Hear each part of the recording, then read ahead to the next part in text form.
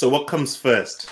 How do you build up to this sort of structure? Okay, the first thing we have to think about then is, do you have the correct member of the team to potentially be a treatment coordinator? Is everyone not eligible? Well, not particularly. And I tell you what we had in one of my practices actually was this was displayed in the staff room. So that if anybody had any gripes, have a look on the board. That's where you fall. And if you want a little bit more money, then maybe you need to do some extra duties and some more courses then. Welcome, guys, to another episode of Mastering Aligners. And today is going to be a bit of a different one. I'm excited for it because we've got somebody who's been in dentistry for a while and seen a lot within dentistry, seen old ways of doing dentistry that, have gone out the window and new ways that have come in. And, I'm going to be excited to really hear from Tracie Barnett's perspective on how dentistry's been changing and how we can improve the patient experience, the patient journey. So thank you, Tracie, for coming on today and being with us. No problem. Thank you. It's a pleasure to be here with you.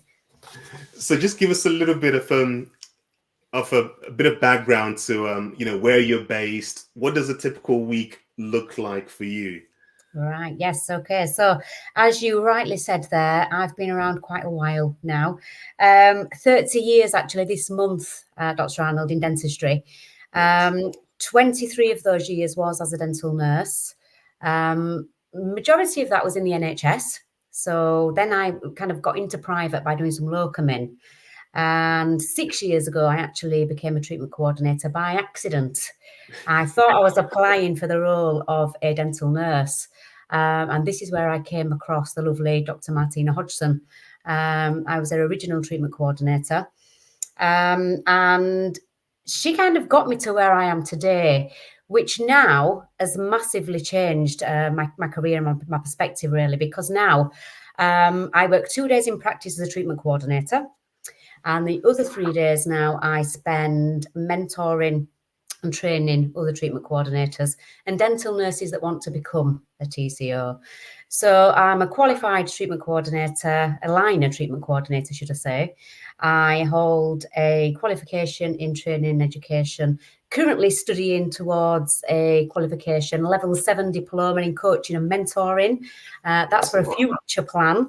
And I speak for Align, which is practice development side of things. And I have a column with the FMC. So I'm a busy lady, but that's the way I like it. You've said a lot of different things there that I want to pick up on. One thing for sure, let's just start at the point of you started out as a dental nurse and now you've exposed yourself to so many different roles within dentistry. Yes. I mean, I'm sure a lot of people probably don't think that there would have been as much scope from starting off as a dental nurse to be doing the things that you're doing now. Just what are your thoughts on that, on the ability to having found these different avenues within dentistry to explore? Well, I can honestly say that I think the reason I was a nurse for so long was because I had no idea what else there was to do out there. So I found myself thinking, particularly towards the last few years of that 23, what else can I do now? And I didn't really know what else there was out there. I'd briefly seen the role advertised for a TCO, but I didn't really know what was covered, what was needed, what the skills you had. And then, as I say, because I got this role by accident, I was given an opportunity. And Dr. Martina was like, I've never had this role in practice before, I'm wanting to grow my dental practice. I'm willing to give you a chance. And I literally laid my cards on the table and said, I've never done this role either. I'm wanting to do something new. It sounds amazing. Let's go with it. And that's what we did. So that was the first move, I think, for me, away from nursing, suddenly seeing patients myself face to face. And she literally pushed me in through so many doors, I can't tell you. And I have so much to be grateful for. And I have an attitude now that is, say yes and worry about it later. Because otherwise, you literally don't grow. And that is the only way. Stepping outside your comfort zone, trying something new, and then rolling with it. And this, I think, is the way that I've now got kind of had these opportunities and kind of run with them, I guess, because they've been there. And I'm not afraid to say yes and have a go, because I'm a true believer that if you make mistakes, what's the worst that can happen? You know, you learn from them, and again, you move forward. So say yes and then figure it out later. Absolutely, absolutely. So, yes, I found myself in some predicaments, Dr. Arnold, I'll tell you. But I've always got through the other side. And my students that I have now that I mentor, I try to kind of influence that attitude, really, of give things a go, you know. And speak up for yourself. You mustn't be afraid, and step outside your comfort zone 100%.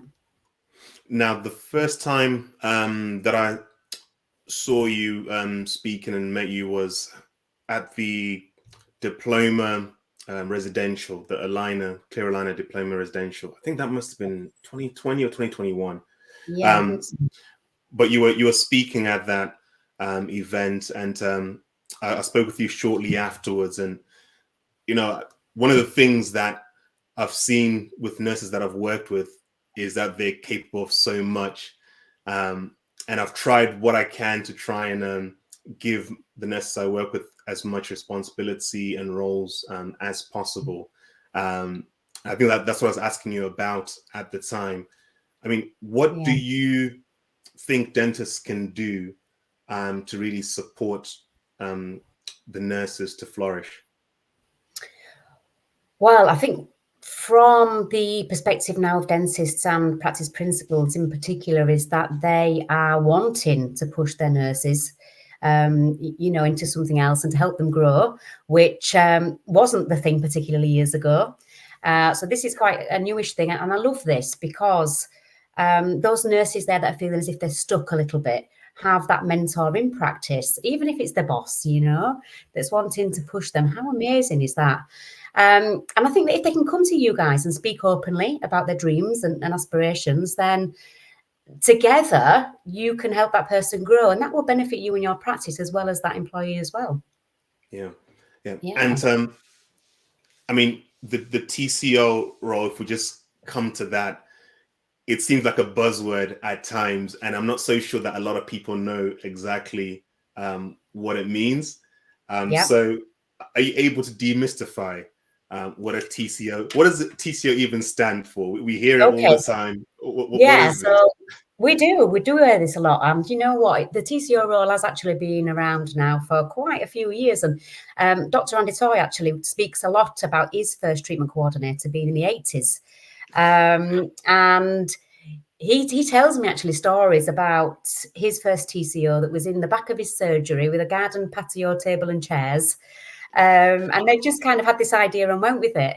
But nowadays it is becoming more and more of a common role in practice. And TCO, treatment coordinator, basically means you've got a support member of staff in practice that's dedicated to looking after your patients. It's a bridge between the patient and the clinician. And we're also there to support the other team members, not just with admin, but generally in practice as well. And we do an array of things. So in my practice, so we've got clinical treatment coordinators, which is my role, or we can have admin treatment coordinators that are kind of not GDC registered particularly, but they might speak with patients on the phone, dealing with new leads. They might do follow-up calls and look after consent letters, things like this. Clinical treatment coordinators are more carrying out the complementary consultations, scanning, taking photographs, and that kind of thing. So the idea is if we can kind of free up chair time for the clinicians and do some of that admin to support front of house as well, then it's a good all-round role to support and help everyone. Yeah. Now, would you say that there starts to be some overlap, and maybe what somebody's calling a TCO is not really a TCO? So, for example, at the clinic I'm working at, my nurse Claire, she does a lot of the scanning, and she speaks with patients who are interested in Invisalign, for example, before I then speak with them. So she'll speak with them. If they're interested, they'll then rebook to come and then see me for an assessment. So would you say that's Claire being a nurse with an added responsibility, or is she stepping into a TCO role? Like, how do you start to then, or is it like a spectrum? How Well, does this work? interesting. Yeah, interesting to say. I mean, if she's nursing and doing some of their duties for you as well, and obviously she's got a mixed role, which we'd see as nurse with extra responsibilities, which is a little bit of TCO. I haven't nursed now for 5 years, so ultimately my responsibility is only TCO now. And just to mention, it's hard work for a nurse that's being pulled in different directions in some instances. So we have to make that very clear of what is the duties of this person on which days and which role is she doing, which hat is she wearing and when. So that needs to be established, definitely so. But yeah, the TCO role really is more hands-on. It's definitely not just answering phone calls or sending letters. And this is where sometimes the confusion can come with who has a treatment coordinator, who hasn't, what's your job title, and what are the duties that kind of fit with that as well, you know? Yeah. So, okay, let's make it even more practical for people. In the perfect practice, how do all the roles play a part, from clinicians, reception staff, practice manager, TCOs, nurses, decon staff? In the perfect practice, in your world, how does that look? So let's say patient inquires, new yes, patient okay, inquires. great. Absolutely. Again, I was speaking recently actually at an event, and we looked back at the team over the years. 30 years ago, it was literally a principal, a receptionist, and a nurse that probably did a little bit of PMing as well, and that was it. So the roles of the practice team now has massively grown, and it's amazing that we can give everybody their own duties, which means that we can then introduce a fantastic workflow for our patients. So let's start then with that patient inquiry. So new inquiry comes through. Now, in the practice I'm working at right now, our front of house team will generally deal with that new lead, okay? And we like to kind of adopt the approach that telephones are taken away from reception, if we can. Now, that's not practical in every practice, but it's really ideal because it just means that the person that's dealing with that inquiry has time to speak with that patient. And ultimately, that's what we need for that initial contact, is time for them to ask questions, for us to give them information, because ultimately we want that patient to come into practice. So it might sound like a daft question, but if there are no phones at the front of house, where are the phones? So we have what we call a call centre, which then looks all salesy, but that's just the name that we've got for the office where the phones are. Same building? We do, yeah, same building, just a little room to the side. And, you know, we do have a telephone physically on reception if needed, but ultimately we don't want to be answering calls, you know, where we need time with that patient, particularly if there's only one person front of house there. It's distracting to the front of house member if patients are coming in, standing in front of them, of course, and they can't concentrate dealing with that inquiry if somebody stood in front of them. And we don't want the waiting room particularly to be listening to that call if we can help it, you know. Some of them can be 20 minutes or so. Some people want to inquire and it takes 5 minutes, but we've got to give that person time to help that patient. Okay. Yes, so that's the initial contacts then. So front of house will deal with that. And their aim, of course, is to get that prospect booked in to see the treatment coordinator. And then they will jump across to see me. And I have a designated suite to be able to do that. So it's non-clinical setting. It's not in a surgery. I have my own office that has my computer, a couple of chairs, nice desk, and a scanner. I do now have my own scanner, which I think is really important. We spent lots of time fighting over the one scanner that we had, so it's amazing now that we have a couple, which is really beneficial, and I'll talk about that shortly. The patient, I need the patient to be qualified.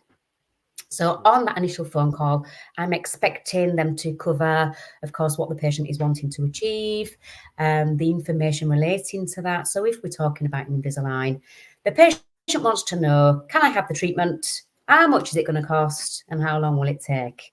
But we need information from them.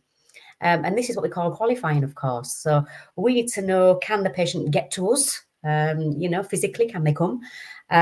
Is the treatment for them? And do they know what that treatment entails briefly? And we know that sometimes the patient rings up because they've heard about composite bonding. It's amazing. My friend's got it. I want that. And then when they ring up and they explain what they're wanting, it's not composite bonding. So we've got to make sure that they're informed and that they're aware of why they're coming in, what that consultation is going to involve. And this is the person that's handling the phone that's doing this qualifying. Okay. Yeah, absolutely. So we have a process where, of course, everybody has to help each other. So the front of house are qualifying this patient to help me qualify that patient further for the clinicians. So how do they hand over to you? So they'll book a consultation with me. Oh, no, sorry. I'm saying, how do the front of house then hand over to you? What do they come talk to you to say there's Mrs. Smith and she wants ABC? How do you get that information from them? So the aim for them is to book a consultation with me, and then they'll write notes on that patient's record to give me that information that I'm needing. But I won't particularly speak to them initially unless they have any more clinical kind of questions that I can deal with, of course, without bothering the clinicians. But usually with the appropriate training, of course, they're well equipped to be able to deal with that. And I'm quite stern. I need that patient to be booked in and qualified well, of course. So, and it works well, with the training, and if they're competent, then that works well. And then, the complimentary consultation is booked. It's 45 minutes with myself in practice, so face to face. They pay a holding fee deposit. Now, we say complimentary consultation, but we explain to the patient it is a holding fee that's redeemable towards treatment or fully refundable should they decide not to proceed. And that's really just to make sure, of course, that they're likely to turn up. Yeah. We then will send them email reminders, of course, for their appointment. Make sure they're aware where to park and whereabouts we are. And then I've got on my notes an idea of why they're coming. So is it a Invisalign consultation? Is it a composite bonding consultation? Are they a little bit unsure? So is it just a cosmetic general consultation? So I'm kind of set up then for what I'm needing, or the information I need particularly to carry out that consultation. Yeah. And then once they land in front of you, what's happening there? So just before they come in, actually, when the front of house book the patient in, we ask them to send us some photographs across. So upload some photographs of their teeth, and really to answer some questions as to what they're looking at treatment-wise.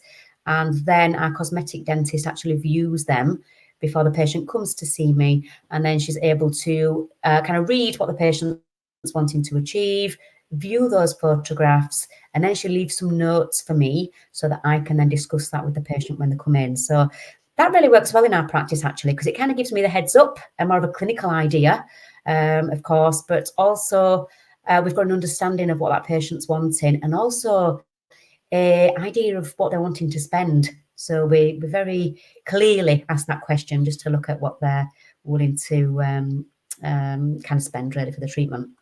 So I'm all kind of set for my appointment there. So I know what they're coming in for. I've got 45 minutes. I've got photographs to kind of, and clinical instructions from the dentist to back up my appointment as well. And then the patient arrives and I will call them in myself. So I generally work alone. Go to reception and call the patient in myself because I like to assess their personality, shall we say. So I'm trained to look at personality types, so disc profile typing.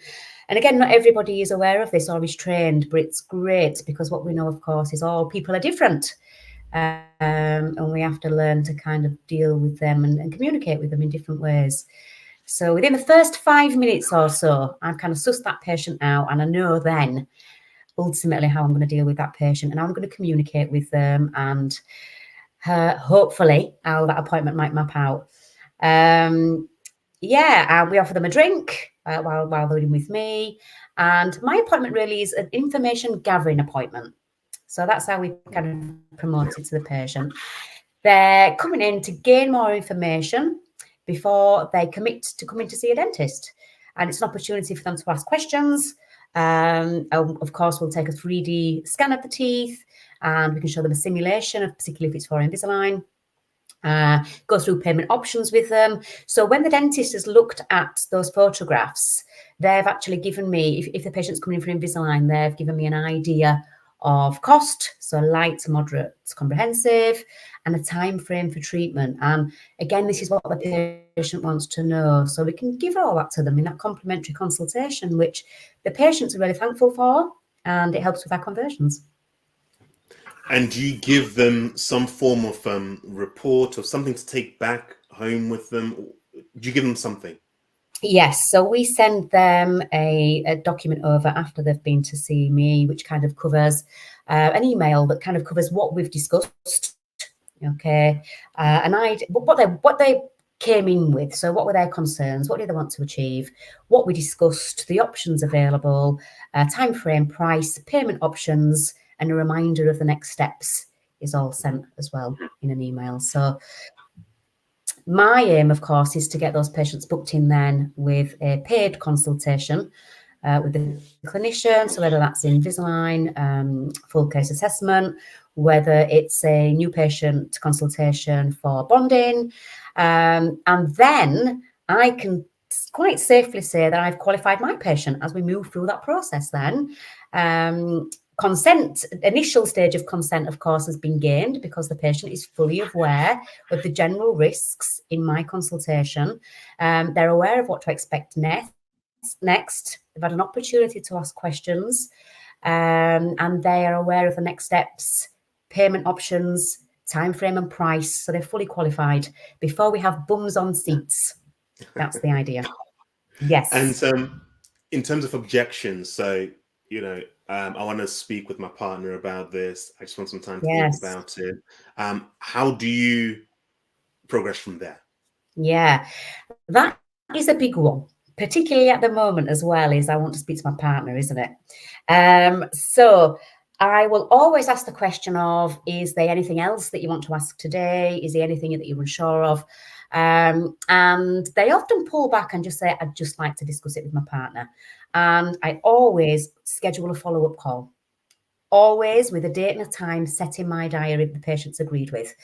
And then I will say, if your partner has any questions, make sure they're available on that follow-up call as well. Or actually, if you'd like your partner to come in, let's book a follow-up in-house. And you can bring your partner across to ask questions as well. But sometimes that objection isn't the real reason they're objecting. So sometimes you've got to dig a little bit deeper, just by asking open-ended questions, to see if you can get a little bit more out of them. But yeah, it's a difficult one, is that? But following up, the follow-up process is as important as that initial consultation. Absolutely. So I love how you've outlined each of those steps. When I contrast that to the typical route of, person phones, reception don't really know what to say to the patient, check the website. Maybe the reception don't even know that clinicians do Invisalign in their practice. And then you think about, when patients are maybe booked in with clinicians, and there's a million and one ways which clinicians will then tackle that appointment. Maybe they're squeezed between treatments, so that they can't give that patient that time. It's day and night, the difference when you lay it out as you have, where everybody's got a defined role, and they're going to give 100% in that role to that patient to give that patient the best experience and likelihood of going ahead with treatment, because they now understand what they're getting into. Absolutely.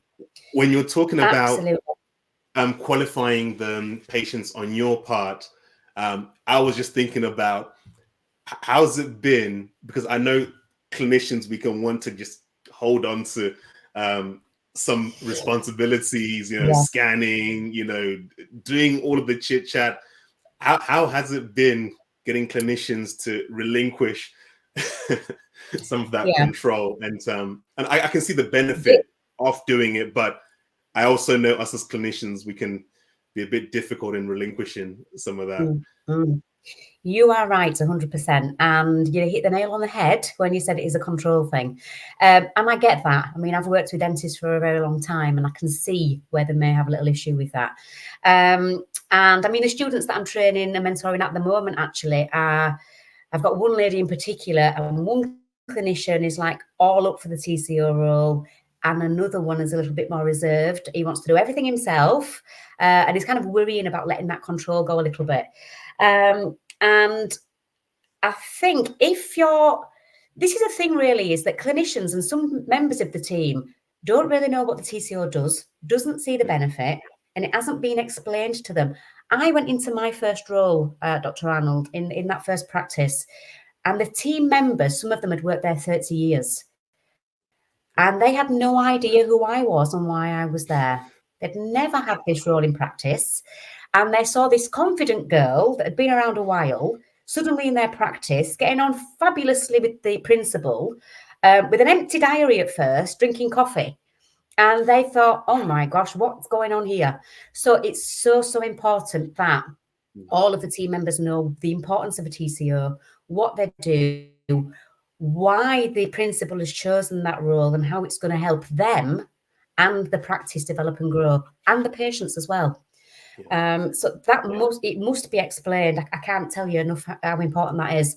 But the TCOs that I'm training at the minute, what I would recommend is have the TCO, potential TCO, as a conversation with that clinician, and just says, you know, I'm happy to see your patients for you. What would you like me to cover? What would you like me to say, and how would you like me to say it? Because I'm here to help you. You know, because one of the things I think is that the clinician would think, oh, what are they saying to my patients? Oh my gosh, what if they're saying the wrong thing? But if that's made very clear, then actually they're there to do a service for you and to help your patients and to help you grow as well. Yeah. No, that's beautifully put there. Thank you. How do you handle so there's a delicate dance between a patient seeing you and then feeling like everything's all good to go. There's going to be no reason why I can't have the treatment. They're excited to go ahead with treatment, and maybe by the time they see the clinician and the clinician does further records, you know, maybe for some reason or another, maybe it needs a referral. How do you do that dance in terms of, I guess, not over-promising to the patient? Yeah. So again, I think it's about expectations of the patient and explaining well. I am very much a detailed person, and I explain things, I'd like to think, very, very well and clear. But you're right, you know, as much as I try to get my patients as excited as I can, because we're starting this journey and we want to get them excited and we want to make them feel that they can't wait to come in and keep that momentum up, there is a true, real understanding they may not be suitable for the treatment. So I always say to the patient, you know, and I'm very much a realist, that we can get a little bit excited now, but we really just have to wait until you've had that assessment with the dentist.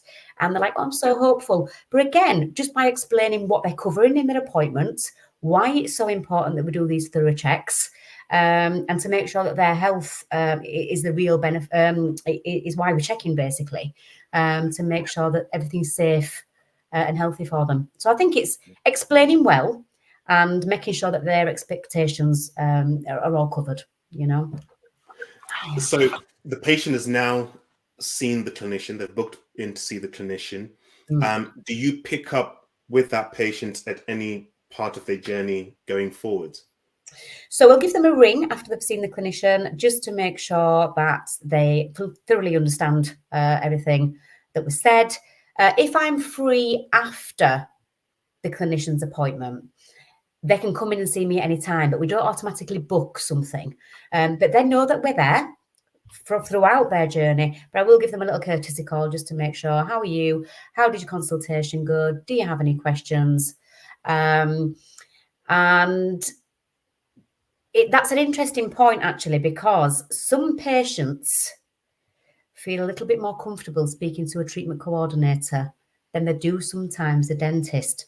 And actually, this is a really good point to cover generally, and another benefit of having a treatment coordinator, Dr. Arnold, because, and I hope that you're okay with me covering this point now, actually, but sometimes clinicians or dentists, as we know, can be seen to patients as being higher up than them. And a lot of patients can feel a little bit intimidated by dentists because of the title, I think, and their authority. So what I found throughout my years as a treatment coordinator is sometimes patients have phoned me after they've said yes to the dentist and said, actually, Tracie, I can't afford the treatment, but I didn't tell the dentist, or I didn't feel comfortable telling the dentist, and I can't go ahead. So I think you must have a phone call or a face-to-face chat with that patient afterwards, just to make sure they're on board. And also the terminology sometimes as well is not patient-friendly, coming from clinicians. So we've got to make sure they understand everything. Another opportunity to ask questions, make sure everything's clear for them. And again, it's just that friendly face to kind of finish that consultation process. Yeah, no, I love that, because I'm sure there are many patients who have just slipped through the cracks because there was no follow-up from that assessment appointment. Yeah. And just like they're able to confide in you and just say, the finances are not matching up, a lot of dentists will be scratching their head thinking, I thought it went well. I thought this patient was going ahead. And yet they don't know what's really going on within the patient's mind. So that's good to drop in there. Thank you. No problem. Yeah. So let's say the patient needs some treatment to get up to dental health first, become suitable first, and then new scan, start treatment. Would they book in that new scan with yourself, or would they book in that new scan with the dentist? How does that work? So they'd have their treatment, of course, with the dentist, and then on that last treatment appointment, they would book a scan with the TCO. And then we'll just go around again, make sure everything's up to date. Of course, after restorations, we need a new scan to submit. Yeah. Oh, yeah. Perfect. And then retainers at that stage? Yeah, so we scan for retainers as well in my practice. So again, it's just, the dentist will do the final review appointment. So how are we having some refinements, or are we having some retainers? And either way, they're booked for a scan with us. So then we can scan for retainers or Viveras accordingly. Yeah. So again, that works in the workflow of your appointments being all structured, front of house knowing how that works, and everybody working well together just to make sure that workflow actually maps out. So what comes first? Because it's a beautiful patient journey, but not all practices are in a position to just have the whole structure going from day one. How do you build up to this sort of structure? Okay, the first thing we have to think about then is, do you have the correct member of the team to potentially be a treatment coordinator? And sometimes is everyone not eligible? Well, not particularly. I mean, in your practice, you might think, I've got a lady here or a chap here that wants to progress their career. And I do, people ask me all the time, do you have to be, have been a nurse, or do you have to have been GDC registered to be a treatment coordinator? Okay. I would not be able to carry out my role as confidently as I do now if I didn't have a dental background. So from myself, I would say they've got to have been in dentistry. Okay. Because when you're discussing treatments and then openly answering questions that the patients are asking you about those treatments, then you have to be able to explain. Otherwise, guess what? You're calling the dentist again. It's falling down. So that's the first thing. And then we have to think about time and space. So do we have space in our practice for a treatment coordinator to carry out these consultations or chats with patients, discussing finance, whatever you'd like them to do? And do we have the time? If we want our TCO to nurse 4 days a week, when's the time to do TCO? You know, so that's the things you need to consider. We also need to think about, people need to be aware about the fact that TCOs have patients booked in their diary isn't the only thing about being a treatment coordinator. So we've just talked, Dr. Arnold, about the importance of following up.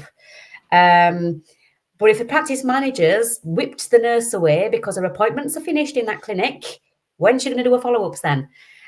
So everybody, again, has got to work well together to understand the role and then to implement it well. Otherwise, if your follow-ups are not done, then your patients are, they're wandering off again, and then you kind of are potentially losing them patients there. Yeah. I'm sure that would give a lot of people food for thought in terms of how they can introduce that into their own clinics.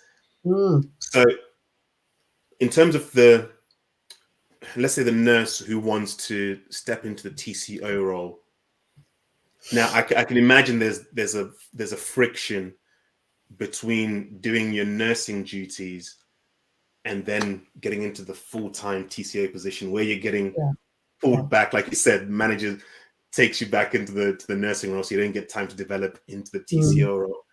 Is it one of those where it's, you just got to go fully into it, or is there a half and half as you transition into it? Yeah, I do think that's very much based on the practice, and the dynamics of every practice, as we've discussed, is very different. So, if you're just introducing the role newly into practice and you want your TCO to start doing some consultations, of course, they must have training. They must be competent and confident doing that. But maybe a couple of days a week to start with, still to do the nursing duties, and make sure they've got the time for follow-ups and admin as well. But again, that will also depend on the employee, because I've got some TCOs at the minute that I'm mentoring that actually like the aspect of nursing as well still. And they like that because they're seeing the patient from both sides, and they feel as if they've got this incredible relationship with the patient because they're seeing them in all different stages. So one of my mentees at the minute doesn't want to come away from nursing. So again, that's kind of working it out in your practice, the best way that you can work the dynamics out of that. But it's very adaptable. The role's adaptable per practice. And the workflow is, of course, as well. What we've discussed today won't fit into every practice. And it's a thing that you always need to be tweaking as well. You'll always find something that's not working that you need to change for your practice or your team. That's a good thing to know. So at the moment, I'm actually in the middle of designing and building a squat practice. So I'm going to be re-listening to this myself later on. Let's talk about something that can be a little bit difficult, I guess, for people to confront sometimes, which is how do you properly remunerate a TCO, because it's a new role. There's not really much in terms of reference points to pull from. From your perspective, how can clinics sort of work out how to pay a TCO? Yeah, great point. Again, we need to think here about mixed roles. Okay, because this can be a little bit messy. We had an employee that was a head nurse. So really, she wanted to be appreciated for her head nurse duties regarding pay, but then she was a new trainee TCO. So how do you work out the balance there, If we've got a treatment coordinator that is an experienced nurse, some practices have a pay scale. So that's handy, if you have a scale. If you don't, then you need to be looking at something, I would say, from my personal point of view, kind of above nurses, okay, but maybe under PMs tends to be the going thing. And the way a lot of clinicians talk about that is they look at what money we bring into the practice. Okay, so if this role is adapted well, then the growth for your practice that the TCO is bringing into practice is amazing. Some practices pay on a bonus. with kind of a bonus system as well. Okay. Now, I'm a little bit on the fence about this myself. And the reason being is I'm extremely passionate about what I do, regardless. And I'm not always money driven. And some people will be. But for me, it's my love of what I do that keeps me going. And I'm happy with an hourly rate. Okay. Some other TCOs are thinking, yeah, great, I'm going to get this bonus. Now, from my point of view, I'm thinking, does that make them work differently? Will they treat that patient differently? Because they might lose a bonus if not. And the way I kind of put that into perspective is pushy sales. Okay. We don't need to be salesmen particularly, definitely not pushy, because all we need to do is give the patient options and information, and then they can make an informed choice themselves. So regarding bonuses, however that works for your practice, but you don't want to change the attitude potentially of your TCO's role because they're going to make an extra few bucks, you know. So from what you're saying, I'm gathering that a banding system is probably more straightforward to go with. Is there any other way of doing it if there wasn't a banding system, or if you weren't doing bonuses? Is there any other way you've seen that can work?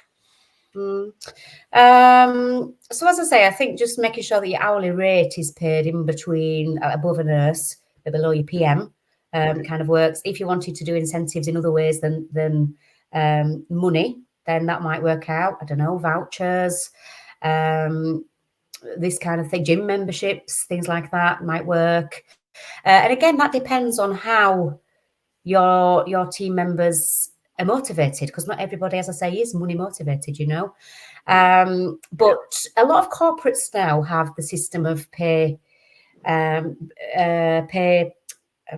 lost my train of thought. Sorry, Dr. Arnold. Pay structure. That's the thing. Yeah. So a lot of corporates now have a pay structure, which works well. And so smaller practices are picking up that concept as well, which is ideal. So it might be that you've got a nurse, for example, that's newly qualified on X amount of money. If they're doing extra duties, they'll be paid a little bit more. If they've been qualified for 2 years, they're paid a little bit more. If they're a trainee TCO, they get this amount. But if they're qualified for 2 years, they get this amount. And everybody kind of falls into a window. And I tell you what we had in one of my practices actually was this was displayed in the staff room, so that if anybody had any gripes, it was like, have a look on the board. That's where you fall. And if you want a little bit more money, then maybe you need to do some extra duties and some more courses then. Yeah. So that's good. Yeah. That clear. I think just having it clear for everybody is good. Definitely. Then people aren't saying or trying to think what is somebody else on, or everybody knows. Again, back in the day, it was you don't talk about wages. Nobody's allowed to tell anybody's wages, because it was all on different money. And it might still be the case now, you know, but I think if there's a nice pay structure, everybody's happy. It's easier for the practice, and everybody's rewarded accordingly to the skills. So everybody that's listening to this has decided that TCOs are an awesome idea and need to be implemented in the clinic they're working at. What do you look out for in members who would be great TCOs? Great question. So I would say, as I said previously, dental background. Okay. Chatty people person that's kind of out there a little bit, or definitely somebody that's not worried to have a conversation. Okay. So maybe the confidence needs to grow. But you need to have the right person that's doing that role. So, and I often talk about people being in the right roles. So people sitting in the right seats on the bus to help us on our journey. So we've got to make sure we have the right people. Yeah. So, dental background, I would say, competent to be able to do the role, of course, confident to see patients on their own and to be able to discuss treatments. So nice chatty person that is approachable, nice smiley, welcoming face. Yeah. Somebody that's not worried actually. hard work as well, because this job, although it looks as glorious as it sounds, isn't always. So somebody that's ready for a challenge, shall we say, but an amazing challenge, because it does have its benefits, of course. Yeah. And you've highlighted this person, they're interested in doing it. What steps can help prepare that person to be the TCO that they can become? I know you mentor trainee TCOs. You know, what things can future TCOs do to then develop into that? Yeah. I do recommend definitely that I have some kind of training. So some kind of a training course for treatment coordinating. There's one-day courses now that they can go on. There is also training programs. I mean, Dr. Andy Toy runs a blueprint training program, which is where I mentor my students, of course, because sometimes a one-day course doesn't suit everybody. So to be able to mentor them and kind of make sure that they're confident in that role is sometimes needed as well. To make sure that they have the support of their team, their practice manager and the practice principal. We want to come away from them days where they're kind of shoved in a room and told to get on with it. Because what's going to happen there is they're not going to be confident. Your patients are not going to convert. And your TCO will probably be terrified for quite a while afterwards. So we've got to deliver this well. So we've got to have an implementation plan, basically. So how are we going to get this role implemented in our practice? And we need to make sure that we deliver that well. Okay, I'm going to be a bit selfish now. So you've opened up a squat practice. There are no patients at the beginning. Can you have a TCO from day one? Do you have to wait until things get busier? How does that look? Have you seen that sort of example before, where the practice had a TCO from day one? Yeah, just tell me about that. Right. Okay. I can definitely help you with this and anybody else that's in the same position. So what I would advise is having your TCO from day one for various reasons. Now, again, back to the Martina days. She's had the dental architect now, I think, just over a year, maybe knocking on 2. We was doing virtual consultations 3 months before the practice opened, carrying out consultations for Invisalign patients. Now, exactly the same way I carry out that face-to-face, without the scan, of course, but it was virtual. So I was fully converting, qualifying those patients and taking the deposit for the clinician before the practice was even finished. We had full diaries, Dr. Arnold, for a month before it was even open. So utilize, if you've got a TCO on board and you're thinking of getting one, absolutely. We was also out delivering leaflets to residential properties and workplaces in the area as well, offering examination, scale and polish appointments half the price when they first opened. You can utilize them definitely. If they're working from home, of course, out on the street, sending out your flyers, there's definitely scope for getting them helping you set up your squat. I think from experience as well is what you don't want to do is open your doors and you've got nobody coming in. So if you can get some bums on seats the day you open, amazing. And then, so you've done that before the doors have even opened. Okay, now the doors have opened. Is it now just slotting into a similar role to what you were describing earlier? Yeah. So what we've kind of discussed on the workflow there, we kind of incorporated that as soon as we'd opened, really. We do still give the option in practice of seeing patients virtually if they'd like to. I prefer face-to-face. I think it's a great way of them kind of coming into practice. And I'm a strong believer of it isn't just, they don't just pick a practice on the price tag, although that's important. It's all about the team, the environment, the feeling when they come in. And then we start to think about things like, how do we welcome them? So the smell, what the place looks like, the lighting. So if they can come in, we can give them that amazing experience when they walk through that door. First impressions count. So for me, face-to-face all day long. All right. No, I'll take that on board. Definitely start preparing before the doors open and get those seats filled up. Yeah, definitely. What would you say have been the highlights, I guess, throughout your career within dentistry, if you had to pick out a few, and some of the things Mm, that, some of the big changes that you've seen? yeah. Personal changes, I think definitely my confidence has grown Mm. over the years. And again, I think just from reverting back to what we were saying earlier is giving things a go, I guess, and growing yourself from stepping outside your comfort zone. I think I've had lots of people supporting me along the way, which makes you feel better and makes you know that what you're doing is amazing. Speaking, absolutely love speaking. So that's really cool for me. And I think for me, it's really, I love the fact that I'm doing a little bit of so many different things. So I'm very busy, but it keeps me, it kind of keeps the excitement and the passion there Yeah. in all the different roles. But, you know, not everybody's going to be in a position where they have the opportunities there, but look for them. And if it comes, say yes. Dentistry's changed massively over the years. And, you know, with that, I think patients have changed as well, and their expectations and their wants and needs have changed as well. And I think this then fits nicely with having an absolutely outstanding patient journey. And I think with the right team, with an amazing TCO, with a supportive practice manager and practice principal, you can make that happen and grow your practice on the side of it as well. Quick one, actually. So we spoke about Invisalign, you know, within the TCO role within the Invisalign journey.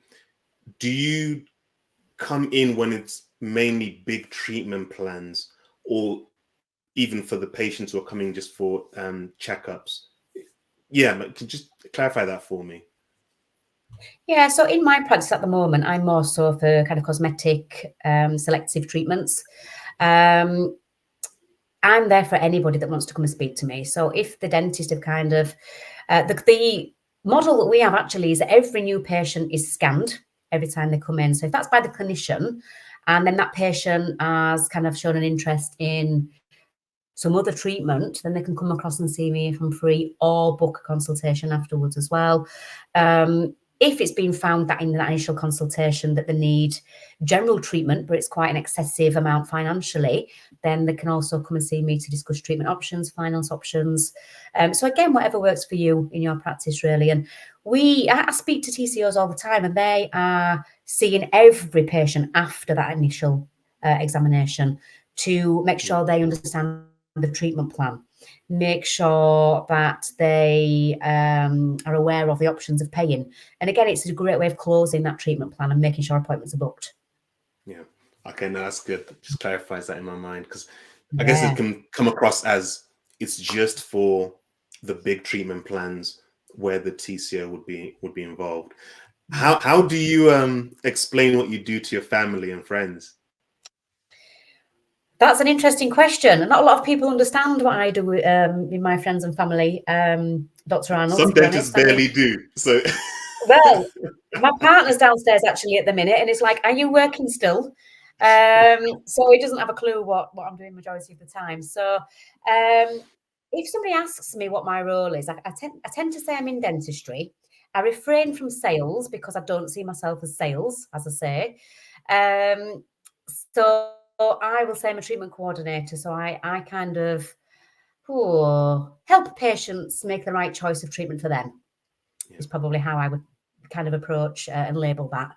And then if I'm speaking to a patient actually, and they're telling me about their work, and we get into a conversation, I'll kind of often start reeling off the list, you know, as I did with you earlier, because it's excessive. But that's what keeps life interesting, isn't it? I guess. yeah. And for somebody who's maybe just started out in nursing, they're Yeah. inspired by what you're doing. What would you say to them in terms of? I know earlier on you were saying about how you got into everything that you're doing now, but yeah, what would you say in a structured way to somebody who's listening and they're in Mm, a trainee nurse role and they want to get to mm, something similar to what you're doing? What yeah. advice would you give? I think first of all, have a goal. So decide what parts of dentistry you like. Okay. You probably notice in your practice the other roles that are available. or social media, Dr. Arnold, as well, kind of showcases what everybody's up to nowadays. And it didn't years ago, of course. So people are more seeing more now that the TCO roles available or speaking opportunities are there. So I think have a look around, see what you are kind of interested in, set that goal, have a vision, and push your damn hardest to get there. Step outside your comfort zone 100%, because the only reason I was a dental nurse for 23 years, coasting, majority of it, may I add, is because I wasn't brave enough to do anything else before I knew there was anything else to do, actually.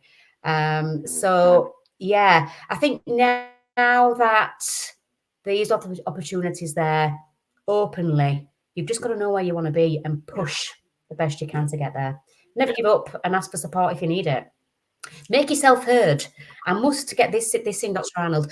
The young people I speak to nowadays that are worried about voicing an opinion, or they're scared to ask the manager a question, or you know, they have to work overtime, they think, because they didn't say no.